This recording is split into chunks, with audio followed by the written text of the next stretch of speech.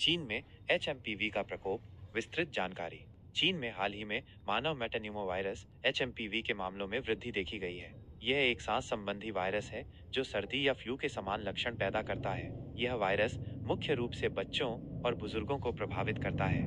HMPV के लक्षण: खांसी, बुखार, नाक बंद होना, गले में खराश, सांस लेने में तकलीफ। गंभीर मामलों में चीन में स्थिति: चीन में HMPV के मामलों में अचानक वृद्धि हुई है, जिससे स्वास्थ्य अधिकारी चिंतित हैं। यह वृद्धि खासकर बच्चों में देखी गई है। चीन सरकार इस स्थिति की निगरानी कर रही है और प्रकोप को नियंत्रित करने के उपाय कर रही है।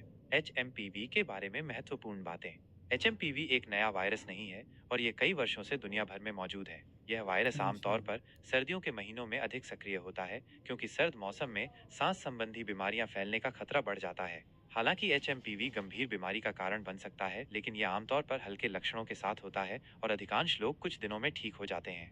सावधानी बरतने के उपाय: नियमित रूप से हाथ धोएं, खासकर खाने से पहले और शौचालय जाने के बाद। अपनी नाक और मुंह को ढककर खांसें या छींकें। बीमार लोगों से दूरी बनाए रखें। स्वस्थ आहार लें और पर्याप्त नींद लें। अगर आपको HMPV के लक्षण दिखाई दें तो तुरंत डॉक्टर से संपर्क करें। अधिक जानकारी के लिए आप निम्नलिखित स्रोतों से संपर्क कर सकते हैं: विश्व स्वास्थ्य संगठन WHO, रोग नियंत्रण और रोकथाम केंद्र CDC। ध्यान दें, यह जानकारी केवल सामान्य जानकारी के लिए है और किसी भी चिकित्सा सलाह के रूप में नहीं ली जानी चाहिए। किसी भी स्वास्थ्य समस्या के लिए हमेशा डॉक्टर से सलाह लें। क्या आप HMPV के बारे में कुछ और जानना चाहते हैं?